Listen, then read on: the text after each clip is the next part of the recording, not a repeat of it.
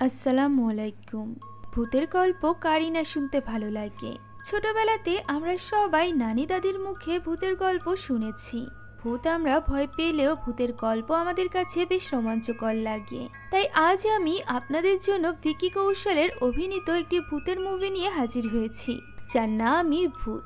Movie মেকারদের মতে এই মুভিটি মুম্বাইয়ের একটি সত্য ঘটনার উপর ভিত্তি করে নির্মিত হয়েছে। 2011 সালে এমভি উইজডম নামের একটি শিপ মুম্বাইয়ের জুহু বিচে স্থির পড়েছিল। অনেকের ভাষ্যমতে এই শিপটি ভুতুড়ে ছিল, যেটিকে একজন অফিসারকে সরানোর দায়িত্ব দেওয়া হয়। আর এই কনসেপ্টের উপর ভিত্তি করে 2020 সালে ভূত পার্ট 1 নামের এই মুভিটি রিলিজ পায়, যার পুরো নাম ছিল ভূত পার্ট 1 দ্য হন্টেড শিপ। তো চলুন আর দেরি না করে সরাসরি চলে যাওয়া যাক মুভির গল্পে। গল্পের শুরুতেই আমরা 2001 সালের দৃশ্য দেখতে পাই, যেখানে আমরা মীরা নামের একটি ছোট্ট মেয়েকে তার বাবা মায়ের সাথে সিবার্ড নামের একটি শিপে জন্মদিন সেলিব্রেট করতে দেখতে পাই। মীরার বাবা এই শিপের ক্যাপ্টেন ছিল এবং সে তার পরিবার এবং ক্রু মেম্বারদের সাথে অনেক আনন্দ উল্লাস করছিল। মীরার মা এই সব কিছু স্মৃতি হিসাবে রেখে দেওয়ার জন্য ভিডিও করছিল। এখন বার্থডে পার্টির সময় সবাই যখন ডান্স করছিল, তখন মীরা কারো তুড়ি বাজানোর আওয়াজ শুনতে পায়। মীরা আওয়াজের পিছু করতে করতে শিপের ভেতরে চলে যায়। ঠিক তখনই কোনো এক অদৃশ্য শক্তি তাকে বারবার শূন্যে ভাসিয়ে তোলে, যার ফলে তার হাতের পুতুলটি মাটিতে পড়ে যায়। মীরা পুতুলটি নিতে চাইলে সেই অদৃশ্য শক্তিটি তাকে টেনে নিয়ে ভেতরে চলে যায় এবং দৃশ্য এখানেই কাট হয়ে যায়। এরপর আমাদেরকে 2011 সালের মুম্বাইয়ের দৃশ্য দেখানো হয়, যেখানে আমরা মুভির মেন ক্যারেক্টার পৃথিবীকে দেখতে পাই। পৃথিবীর স্ত্রী সন্তান মারা যাওয়ার পর থেকে সে ট্রমাটাইজ হয়ে পড়েছিল। পৃথিবী তার মেয়ের সাথে কাটানো সময়গুলো স্মৃতিচারণ করছিল। এরই মধ্যে তার কাছে একটি কল আসে। সে ডকইয়ার্ডে চলে যায়। সে সেখানকার একটি কন্টেইনারের ভেতরে কিছু মেয়েকে খুঁজে পায়, যাদেরকে পাচার করার জন্য বন্দি করে রাখা হয়েছিল। সে এখানে মেয়েগুলোকে ডকইয়ার্ড থেকে বাইরে বের করার চেষ্টা করছিল, কিন্তু তখনই তার উপর গুন্ডারা আক্রমণ করে। পৃথিবী এখানে গুন্ডাদের সাথে লড়াই করে মেয়েগুলোকে পুলিশের হাতে হস্তান্তর করে। তখনই তার বন্ধু রিয়াজ এসে তাকে একা একা ডকইয়ার্ডে আসার জন্য বকা দেয়। ফ্ল্যাশব্যাকে আমরা জানতে পারি রিয়াজ পৃথিবী এবং তার স্ত্রী স্বপ্নাকে পালিয়ে বিয়ে করতে সাহায্য করেছিল। তাদের বিয়ের কিছুদিন পর স্বপ্না মেঘা নামের একজন কন্যা সন্তানকে জন্ম দেয়, কিন্তু বর্তমানে পৃথিবীর স্ত্রী সন্তান মারা যাওয়ার ফলে সে মেন্টালি ট্রমাটাইজড হয়ে পড়েছিল। সে ডক্টরের পরামর্শ অনুযায়ী ঔষধও খাচ্ছিল না, যার ফলে তার প্রচুর পরিমাণে হ্যালুসিনেশন হতো এবং সে তার মেয়ে মেঘাকে দেখতে পেত। সেদিন রাতে সমুদ্রের পাড়ে একজন ছেলে বসেছিল। তখন ছেলেটি সমুদ্রের কিনারায় সিবার্ড নামের একটি শিপ আসতে দেখতে পায়। সেই শিপটা দেখে অবাক হয়ে যায়। পরদিন সকালবেলায় শিপের ব্যাপারে নিউজে দেখানো হয়, যেখান থেকে আমরা জানতে পারি শিপটিতে কোনো ক্রিউ মেম্বার ছিল না। পৃথিবী, রিয়াজ এবং তাদের বস এই নিউজ দেখে চিন্তিত হয়ে পড়ে এবং তাদের ডিপার্টমেন্টের উপর শিপটি সরানোর দায়িত্ব দেওয়া হয়। এই শিপটি কোন জায়গা থেকে এসেছে এই ব্যাপারে কিছুই জানা যায়নি, তাই এটি শত্রু দেশের কাজ ভেবে প্রাথমিকভাবে ধারণা করা হলেও হাই সিকিউরিটির মধ্য দিয়ে সমুদ্র সীমা পার করে শিপটি সেখানে আসা ছিল প্রায় অসম্ভব ব্যাপার। অর্থাৎ খুব সম্ভবত এটা কোনো শত্রু দেশের শিপ নয়। এখন সেদিন রাতের বেলা দুজন ছেলে মেয়ে লুকিয়ে লুকিয়ে শিপটিতে যায়। মেয়েটি ছেলেটির সাথে প্রাঙ্ক করার জন্য শিপটির ভেতরে থাকা একটি আলমারিতে লুকিয়ে পড়ে। তখনই আমরা তার পেছনে একটি আত্মার উপস্থিতি লক্ষ্য করতে পারি। ছেলেটি এখানে মেয়েটিকে খুঁজতে খুঁজতে আলমারির সামনে আসলে তার সামনে হঠাৎ করে সেই আত্মাটি চলে আসে। ঠিক তখনই দৃশ্যটি এখানেই কাট হয়ে যায়। অর্থাৎ হয়তোবা আত্মাটি ছেলে মেয়ে দুজনকে মেরে ফেলেছিল। পরদিন পৃথিবীতে টিম শিপ সরানোর কাজে লেগে পড়ে। ওই সময় পৃথিবী শিপের ভেতরে গেলে একটি পুতুল দেখতে পায়, যেটি আমরা মুভির শুরুতে মীরার কাছে দেখেছিলাম। পুতুলটিতে আপনা আপনি মিউজিক বাজতে থাকলে পৃথিবী পা দিয়ে মিউজিকটি বন্ধ করে দেয়, আর এরপর সে শিপটির চারিদিকে ঘুরতে থাকে। তখনই আমরা পৃথিবীর পেছনে আত্মাটিকে দেখতে পাই। আর এরপর পৃথিবী একটি রুমে আসলে ভুলবশত তার হাত থেকে টর্চটি মাটিতে পড়ে খাটের নিচে ঢুকে যায়। সে টর্চটি নিতে গেলে সেখানে সে ওই পুতুলটিকে দেখতে পায়, যে পুতুলটি সে শিপের ভেতরে আসার পর দেখতে পেয়েছিল। পৃথিবী পুতুলটিকে নিতে লাগলে পুতুলটি আস্তে আস্তে করে তার নাগালের বাইরে চলে যায়। তাই তো সে পুতুলটিকে কাছে আনার জন্য একটি লাঠি নিয়ে আসে, কিন্তু আশ্চর্যজনকভাবে পুতুলটি সেখানে ছিল না, যা দেখে সে চমকে ওঠে। আর ঠিক তখনই তার পেছন থেকে পুতুলটির মিউজিকের শব্দ আসে এবং সে তার পেছনে পুতুলটিকে দেখে ভয় পেয়ে যায়। এখানে যদি কেউ নাই থেকে থাকে তাহলে ওই পুতুলটি পেছনে গেল কিভাবে? পৃথ্বী কিছুই বুঝতে পারছিল না। পরবর্তী দৃশ্যে পৃথ্বী এবং রিয়াজ বসেছিল। তখন রিয়াজ বলে যে তারা একজন স্ক্রাব ডিলারের সাথে কথা হয়েছে যে কিনা সিবার্ড শিপটিকে হন্টেড বলেছিল। রিয়াজে এ কথায় বিশ্বাস না করলেও পৃথ্বী তার সাথে ঘটে যাওয়া বিষয় নিয়ে ভাবছিল। এমনকি পৃথ্বী রাতের বেলা পুতুলটিকে হ্যালুসিনেট করে ভয় পেয়ে যায়। পরদিন পৃথ্বী এবং রিয়াজ শিপটিকে পর্যবেক্ষণ করতে আসে আর এরপর তারা সেই রুমটিতে আসে যেখানে পৃথ্বী শেষবারের মতো পুতুলটিকে দেখেছিল।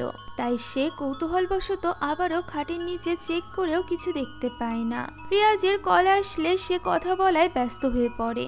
তখন পৃথ্বী সেই ঘরের আলমারিতে কিছু কাগজপত্র এবং ভিডিও টেপ খুঁজে পায়। সে এগুলো নিজের সাথে নিয়ে নেয় আর এরপর শিপ থেকে বের হওয়ার পর সে কিছু শব্দ শুনতে পায়, যে শব্দের পিছু করতে করতে শিপের করিডরে সে চলে আসে। সে সেখানে একটি রুমের দরজা খোলা দেখে রুমের সামনে যায়। তখনই সে দেখতে পায় রুমটি বাকি সব রুম থেকে সম্পূর্ণ আলাদা এবং পরিপাটি। তাই পৃথ্বী রুমটির কয়েকটি ছবি তুলে নেয়। তখন হঠাৎই সে একটি লোককে সোফায় বসে থাকতে দেখে চমকে যায়, কিন্তু লোকটি মুহূর্তের মধ্যে আবারও উধাও হয়ে যায়। এরপর পৃথ্বী বারান্দায় এসে দাঁড়ালে একজন লোককে দৌড়ে এসে নিচে লাফ দিতে দেখে। সেইখানে লোকটিকে দেখার জন্য নিচে তাকালে কাউকেই দেখতে পায় না। তখনই লোকটি আবারও দৌড়ে তার দিকে আসতে লাগলে সে ভয় পেয়ে মাটিতে পড়ে যায় আর এর ফলে সে পায়ে অনেকটা ব্যথাও পায়। এরপর সে রিয়াজের বাড়িতে গেলে রিয়াজ তার কাছে পায়ে চোট পাওয়ার কারণ জানতে চায়, যার উত্তরে পৃথ্বী বলে সে সিঁড়ি থেকে পড়ে যাওয়ার কারণে ব্যথা পেয়েছে। পৃথ্বী মূলত রিয়াজের কাছে শিপে দেখা লোকটির কথা গোপন করে আর এরপর সে রিয়াজকে তার মোবাইলে তোলা রুমটির ছবি দেখাতে চায়, কিন্তু ছবিতে রুমটির অবস্থা ছিল বাকি সকল রুমের মতোই পুরাতন এবং নোংরা। এটা দেখে সে অবাক হয়ে যায়, কারণ সে নিজেই রুমটিকে পরিষ্কার এবং পরিপাটি অবস্থায় দেখেছিল। পরবর্তী দৃশ্যে পৃথ্বী বাড়ি ফিরে এসে শিপে পাওয়া সেই ভিডিও টিপটি দেখতে থাকে। এই ভিডিওগুলো মীরার মা রেকর্ড করেছিল। এই ভিডিও থেকে আমরা বুঝতে পারি যে সিবার্ড শিপে স্বর্ণ এবং ড্রাগ পাচার করা হতো, যে বিষয়টি মীরার মাও জানতে পারে এবং সকল কিছু রেকর্ড করে নেয়। মীরার বাবা শিপের ক্যাপ্টেন ছিল এবং মীরার মাকে শারীরিকভাবে সে নির্যাতনও করত। এই বিষয়গুলো এই ভিডিও থেকেই জানা যায়। তবে এরপর আর ভিডিওটি প্লে হচ্ছিল না। তখন পৃথ্বীকে রিয়াজের স্ত্রী নীলোফার কল দিয়ে ডেকে পাঠায়। নীলোফার পৃথ্বীকে প্রফেসর যোশীর সাথে দেখা করাতে নিয়ে আসে, কারণ নীলোফারের মনে হয় পৃথ্বী সাইকোলজিক্যালি সুস্থ নয়। এখানে পৃথ্বী প্রফেসর যোশীর সামনে এলে প্রফেসরের হাতে থাকা প্যারানর্মাল অ্যাক্টিভিটি ডিটেক্টেড মেশিনটি জ্বলে ওঠে। প্রফেসর মেশিনটি অফ করে বলে সেও পৃথ্বীর মতো একটি দুর্ঘটনায় তার স্ত্রী সন্তানকে হারিয়েছিল, যার ফলে সে নিজেও ডিপ্রেশনে গিয়ে নিজেকে শেষ করে দেওয়ার চেষ্টা করেছিল, কিন্তু ভাগ্যক্রমে সে এখনো বেঁচে আছে। এরপর প্রফেসর পৃথ্বীকে জিজ্ঞাসা করে যে সে কি এখনো পর্যন্ত তার স্ত্রী সন্তানকে দেখতে পায় কিনা। পৃথ্বী কিছু না বলে সেখান থেকে চলে যেতে চায়। তখন প্রফেসর পৃথ্বীর ফাইলে তার আঁকা কিছু অদ্ভুত ছবির কথা জিজ্ঞাসা করে। উত্তরে পৃথ্বী বলে এইগুলো সাইড ইফেক্ট, কারণ সে ডাক্তারের পরামর্শ অনুযায়ী ওষুধ খায় না, কেননা তার মনে হয় যে সে যদি ঔষধ খায় তাহলে তার হ্যালুসিনেশন করা বন্ধ হয়ে যাবে, ফলে সে আর তার স্ত্রী সন্তানকে দেখতে পারবে না। আর মাঝে মধ্যে সে চেহারা ছাড়া একটি মানুষকে দেখতে পায় যাকে সে চেনে না, আর এই সব কিছুই হ্যালুসিনেশনের জন্য হচ্ছে। প্রফেসর বলে এই সব কিছু তো হ্যালুসিনেশন নাও হতে পারে, পৃথ্বী হয়তো বা কোনো আত্মা বা ভূতকে দেখতে পায়। পৃথ্বী ভূত প্রেতের এসব কথায় বিশ্বাস করত না, তাই সে প্রফেসরের কথা হেসে উড়িয়ে দেয়। পরবর্তী দৃশ্যে আমরা দুজন লোককে দেখতে পাই যারা কিনা বীজ পরিষ্কার করার সময় মাটিতে পুঁতে রাখা একটি বীভৎস লাশ খুঁজে পায়। নিউজে দেখানো হয় যে ছেলেটির লাশ পাওয়া গিয়েছে তাকে গায়েব হয়ে যাওয়ার আগে সিবার্ড শিপের আশেপাশে দেখা গিয়েছিল, আর এই ছেলেটিকেই আমরা কিছুদিন আগে তার গার্লফ্রেন্ডের সাথে সিবার্ড শিপে দেখেছিলাম। এতে করে পৃথ্বী, রিয়াজ এবং তাদের বসের উপর শিপটিকে তাড়াতাড়ি সমুদ্রে নেওয়ার জন্য প্রেসার দেওয়া হয়। আর এই কারণেই তারা দুজন দ্রুত স্ক্রাব ডিলারের সাথে কথা বলতে যায়। ডিলার বলে যে সিবার্ট শিপটি ভুতুড়ে, যা সে আগেও রিয়াজকে বলেছিল। অতীতে এই শিপটিতে পাচার হতো বলেই শিপটিকে বন্ধ করে দেওয়া হয়েছিল, তবে কিছুদিনের মধ্যেই কোনো প্রমাণ না পাওয়ার জন্য শিপটি আবারও চালু করা হয়। তবে 2001-এর ফেব্রুয়ারিতে শিপটির সকল ক্রু মেম্বারদের নিয়ে শিপটি কোথাও একটা উধাও হয়ে যায়। প্রায় 10 বছর পর এখন আবারও শিপটি কোথাও একটা থেকে ফিরে এসেছে। এই ব্যাপারগুলো রিয়াজ বিশ্বাস না করলেও পৃথ্বীকে ভাবিয়ে তোলে, কেননা সে এরকম কিছুর প্রমাণ শিপটিতে দেখেছে। পরবর্তী দৃশ্যে পৃথ্বীরা শিপটি সরানোর কাজে লেগে পড়ে। তারা অন্য একটি শিপ দিয়ে সিবার্ট শিপটিকে সরাতে চাইছিল, তবে অনেক চেষ্টার পরও ওই শিপটি সিবার্ট শিপকে নাড়াতেও পারে না এবং শিপটিতে আগুন লেগে যায়। তখন পৃথ্বী হঠাৎই শিপের একজন কর্মীকে পানিতে ঝাঁপ দিয়ে ডুবে যেতে দেখতে পায়, ফলে সেও পানিতে ঝাঁপ দেয় তাকে বাঁচানোর জন্য। সে সাঁতরে লোকটির কাছে যায়। ঠিক তখনই সে পানির নিচে সিবার্ট শিপে থাকা একজন মেয়েকে দেখতে পায়, কিন্তু ততক্ষণে উদ্ধার কর্মীরা তাকে এবং ওই লোকটিকে উদ্ধার করে ফেলেছিল। এরপর পৃথ্বীকে হসপিটালে অ্যাডমিট করা হয়, যেখানে রিয়াজ তাকে পানিতে ঝাঁপ দেওয়ার জন্য বকা দিচ্ছিল। পৃথ্বী রিয়াজকে উদ্ধার হওয়া লোকটি এবং মেয়েটির কথা জিজ্ঞাসা করে। তখন রিয়াজ অবাক হয়ে বলে পানিতে কোনো মেয়ে ছিল না। এখানে পৃথ্বীর কথা শুনে রিয়াজ বুঝতে পারে যে পৃথ্বী আবারও হ্যালুসিনেশন করছে। সেই সাথে সে এটাও বুঝতে পারে যে পৃথ্বী হয়তো বা সিবার্ট শিপে কিছু একটা দেখেছিল, যে কারণে সে রিয়াজকে শিপের ভেতরে নিয়ে গিয়েছিল। পরবর্তী দৃশ্যে পৃথ্বী তার বাড়িতে ছিল। তখন আমরা একটি ফ্ল্যাশব্যাকের মাধ্যমে জানতে পারি যে পৃথ্বীর স্ত্রী স্বপ্না এবং মেয়ে মেঘার মৃত্যু রিভার রাফটিং এর সময় হয়েছিল, যার জন্য পৃথিবী সব সময় গিল্টি ফিল করত, কারণ সে জোর করেই তাদেরকে রিভার রাফটিং করতে নিয়ে গিয়েছিল। এখানে পৃথ্বী আবারও হ্যালুসিনেশন করে যে তার স্ত্রী এবং সন্তান তাকে তাদের মৃত্যুর জন্য দায়ী করছে, ফলে সে অনেকটা ভয় পেয়ে যায়, অর্থাৎ তার মধ্যে একটি গিল্টি ফিলিং কাজ করছিল। এখন পৃথ্বী আবারও সিবার্ট শিপে যাবে বলে ঠিক করে, তাই সে রিয়াজকে তার সাথে যাওয়ার জন্য কল করে, কিন্তু রিয়াজ কল রিসিভ করে না। এ কারণেই সে আর দেরি না করে একাই সিবার্ট শিপে চলে যায়। শিপে পৃথ্বী কিছু একটা ছায়া দেখতে পায় এবং সেই ছায়াটির পিছু করতে থাকে। সে ছায়াটিকে উদ্দেশ্য করে বলে সে তাকে সাহায্য করতে চায়, আর এরপর সে একটি সিঁড়ি দিয়ে নামার সময় সিঁড়িটি ভেঙে পড়ে যায়। পৃথ্বী সেখানেই ঝুলতে থাকে।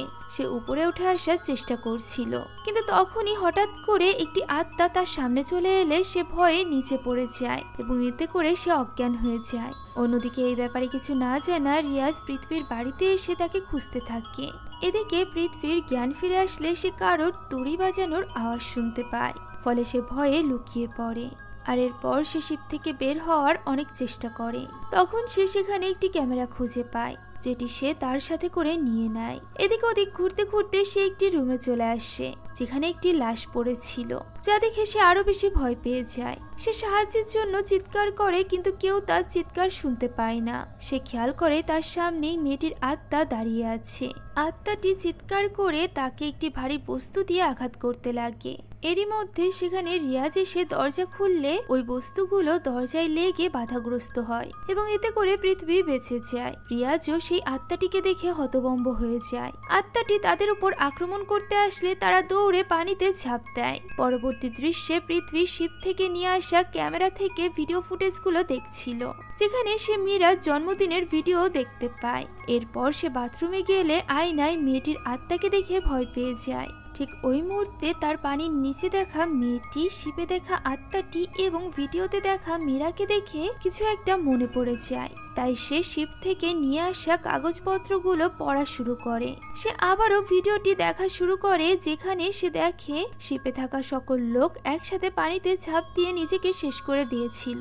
পরবর্তী দৃশ্যে আমরা পৃথ্বীকে দেখতে পাই, যে কিনা রিয়াজ, নীলোফার এবং প্রফেসর জোশীর কাছে ভিডিও ফুটেজ এবং সকল কাগজপত্র নিয়ে দেখা করতে যায়, যেখানে উল্লেখ ছিল যে শেষবার সিবার্ট শিপটিতে 7-8 বছরের একটি বাচ্চাকে দেখা গিয়েছিল, আর পৃথ্বী এবং রিয়াজ যে আত্মাটিকে দেখেছিল তার বয়স ছিল 13-14 বছর। যেহেতু মীরার লাশ কোনোদিনও খুঁজে পাওয়া যায়নি, তাই পৃথ্বীর মতে মীরা এখনো পর্যন্ত বেঁচে আছে এবং সেই ওই শিপটিতে আছে, কারণ শিপে যদি কোনো আত্মা থেকেও থাকে তাহলে আত্মার বয়স কখনো বাড়বে না, অর্থাৎ শিপে থাকা মেয়েটি কোনো আত্মা নয়। বরং সে জলজান্ত একজন মানুষ। রিয়া যেখানে পৃথ্বীর কথা মানলেও প্রফেসর যোশী বলে পৃথ্বীর কথা যদি সত্যিও হয় তাহলে মীরাকে কেউ পজেস করে রেখেছে। পৃথ্বী মীরাকে সাহায্য করতে চাইছিল। প্রফেসর বলে যে মীরাকে সাহায্য করার আগে কে তাকে পজেস করে রেখেছে এই ব্যাপারে জানা প্রয়োজন। পৃথ্বী মীরাকে সাহায্য করতে চাইলেও রিয়াজ এই ক্ষেত্রে দ্বিমত পোষণ করে। যাই হোক, এখন আমরা পৃথ্বীকে দেখতে পাই যে কিনা সিবার্ড শিপের সকল ক্রিউ মেম্বারদের রেকর্ড বের করে। রিয়াজ পৃথ্বীকে ভিডিও ফুটেজটি পুলিশকে দিয়ে দিতে বললে পৃথ্বী এতে রাজি হয় না। পরবর্তী দৃশ্যে পৃথ্বী বাড়িতে ছিল, তখনই কেউ একজন তার দরজায় কড়া নাড়ে। পৃথ্বী দরজা খুলে কাউকে দেখতে পায় না। সে দরজা লাগিয়ে পেছনে ফিরলে অনুভব করে দরজাটি নিচ থেকেই খুলে গিয়েছে।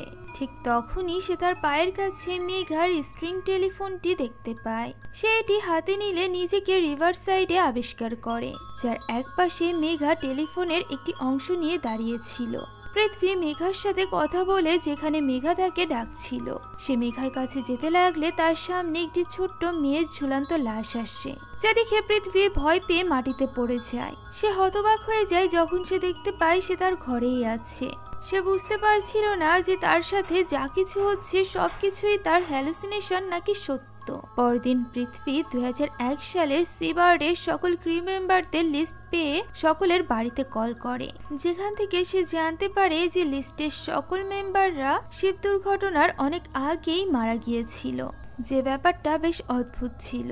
এখন এরপর পৃথ্বী তার বিল্ডিং এ এসে লিফটের জন্য অপেক্ষা করছিল।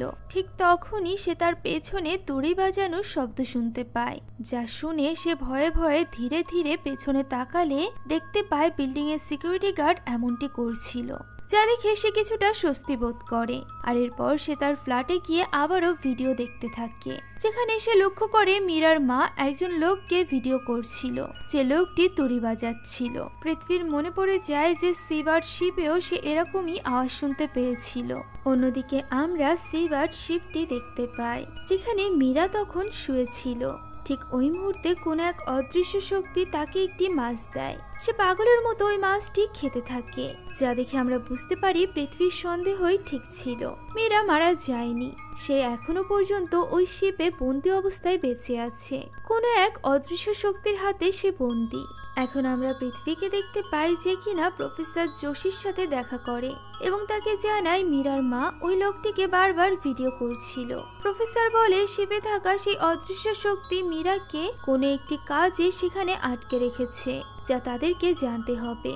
সেই সাথে ওই অদৃশ্য শক্তি চাইলে প্রথম দিনই পৃথ্বীকে মেরে ফেলতে পারত, কিন্তু সে এমনটি করেনি, কারণ ওই শক্তি পৃথ্বীকে দিয়ে তার অসম্পূর্ণ কোনো কাজ সম্পূর্ণ করতে চায়। এখন তারা বুঝে উঠতে পারছিল না যে ওই অদৃশ্য শক্তি পৃথ্বীর কাছে এমন কি চাইতে পারে।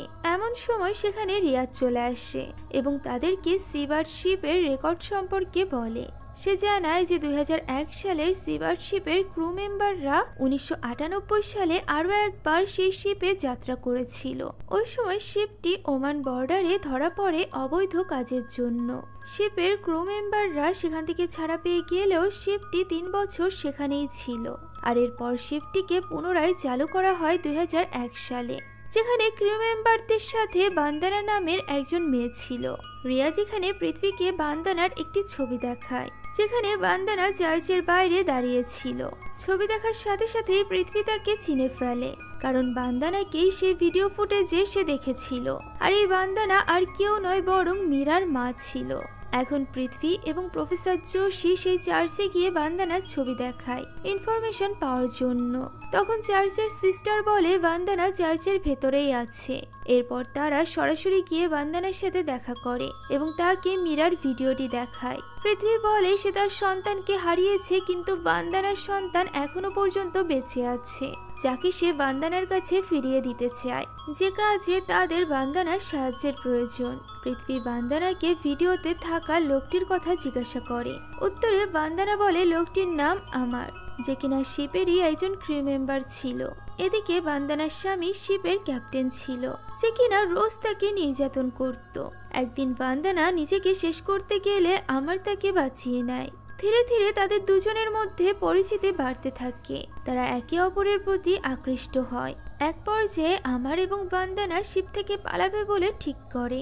এবং পাচারের জিনিসপত্রগুলোর ভিডিও রেকর্ড করে নেয়, যাতে করে তারা প্রমাণ করতে পারে যে ক্যাপ্টেন অবৈধভাবে সেখানে জিনিসপত্র পাচার করে। ক্যাপ্টেন মূলত এই জিনিসপত্রগুলো রাখার জন্য একটি সিক্রেট রুম তৈরি করেছিল, যার কথা বাইরের কেউই জানতো না।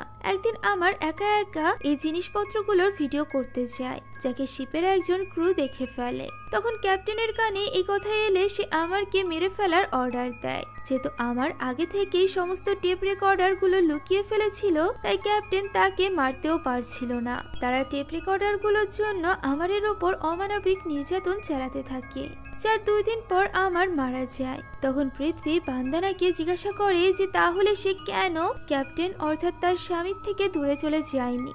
উত্তরে বান্দানা বলে ততদিনে সে প্রেগনেন্ট হয়ে গিয়েছিল, আর এটা জানার পর তার স্বামীও তার প্রতি খুশি হয়ে গিয়েছিল, যে কারণে সে আর এর পর থেকে বান্দানার উপর কোনো রকম নির্যাতন করতো না।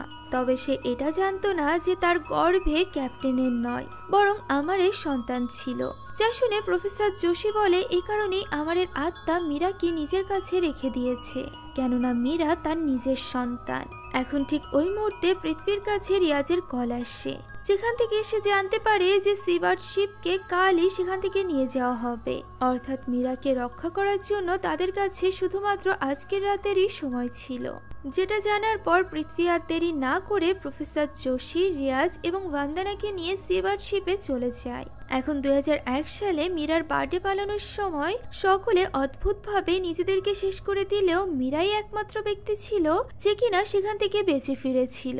আর এ কারণেই পৃথ্বীর মনে হয় যে বান্দানার জীবনে ঝুঁকি রয়েছে, হয়তোবা ওই আত্মা সুযোগ পেলে বান্দানাকেও মেরে ফেলবে। তাই সে বান্দানাকে একটি ওয়াকি টকির সাহায্যে যোগাযোগ করতে বলে শিপের বাইরে রেখে যায়। সে বান্দানাকে শিপের ভেতরে নেয় না, আর এরপর তারা সকলে মিলে ইঞ্জিন রুমে চলে যায়। প্রফেসর প্রথমে সিঁড়ি দিয়ে নিচের রুমে নেমে যায়, আর এরপর পৃথ্বী নামতে যায়, কিন্তু তখনই সেখানে থাকা দরজাটি নিজে নিজে বন্ধ হয়ে গেলে পৃথ্বী দরজার সাথে ধাক্কা খেয়ে সিঁড়ি থেকে মাটিতে পড়ে যায়। রিয়াজ উপরের ঘরে একা ছিল, যাকে মীরা ভয় দেখায়। অন্যদিকে পৃথ্বী বান্দানার সাথে ওয়াকি টকি দিয়ে কথা বলে এবং সিক্রেট রুমে যাওয়ার চেষ্টা করে, কিন্তু নেটওয়ার্ক জ্যামের কারণে তারা কেউ কারোর কথা শুনতে পারছিল না। তখনই বান্দানা শিপের মধ্যে ছোট মীরাকে দেখতে পায়। এটা দেখে সে আর নিজেকে আটকে রাখতে পারে না। সে এতদিন পর নিজের মেয়েকে দেখে তার পিছু করতে শুরু করে। অন্যদিকে প্রফেসর যোশীর প্যারানর্মাল অ্যাক্টিভিটি ডিটেক্টেড মেশিনটি জ্বলতে থাকে, যা দেখে তারা বুঝতে পারে যে আমারের লাশ এবং আত্মা আশেপাশে থাকা সিক্রেট রুমেই রয়েছে। পৃথ্বী চারিদিকে সিক্রেট রুমটি খুঁজতে থাকে। অন্যদিকে বান্দানা একটি হাতলে চাপ দিলে সিক্রেট রুমের দরজাটি খুলে যায়। এদিকে রিয়াজও নলের সাহায্যে সিক্রেট রুমে ডিজেল দিয়ে দেয়। তখনই হঠাৎ করে পৃথ্বী তার নড়াচড়া করার শক্তি হারিয়ে ফেলে এবং মীরা এসে প্রফেসরের উপর আক্রমণ করে। প্রফেসর মন্ত্র পড়তে থাকলে মীরা প্রফেসরকে সেই রুম থেকে টেনে বাইরে নিয়ে চলে যায়। এরই মধ্যে বান্দানা সেই রুমে এসে পৌঁছায়। পৃথ্বী বান্দানাকে নিয়ে চলে যাওয়ার সময় স্পর্শ করলে সে সাথে সাথে একটি ফ্ল্যাশব্যাক দেখতে পায়, যেখানে সে দেখতে পায় আমারকে ক্যাপ্টেনের লোকেরা নির্যাতন করার পর বান্দানা তার সাথে দেখা করতে এসেছিল। বান্দানা আমারকে তার প্রেগন্যান্সির খবর জানিয়ে জড়িয়ে ধরে। এটা জেনে আমার অনেক খুশি হয়ে যায়, তবে তার এই খুশি বেশিক্ষণ টেকে না, কারণ যে মানুষটিকে ভালোবেসে সে সবকিছু মুখ বুজে সহ্য করে নিয়েছিল, সেই তাকে পেছন থেকে ছুরি দিয়ে ক্ষতবিক্ষত করে হত্যা করে।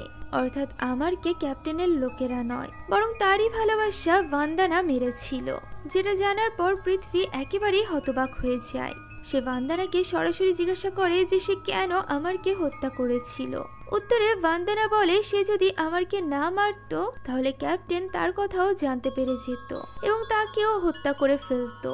এছাড়া সে তার গর্ভের সন্তানকে হারাতে চাইছিল না। ক্যাপ্টেন যদি কোনোভাবে জানতে পারতো যে এই সন্তান তার নয়, তাহলে সে বান্দানার সাথে সাথে মীরাকেও বাঁচতে দিত না।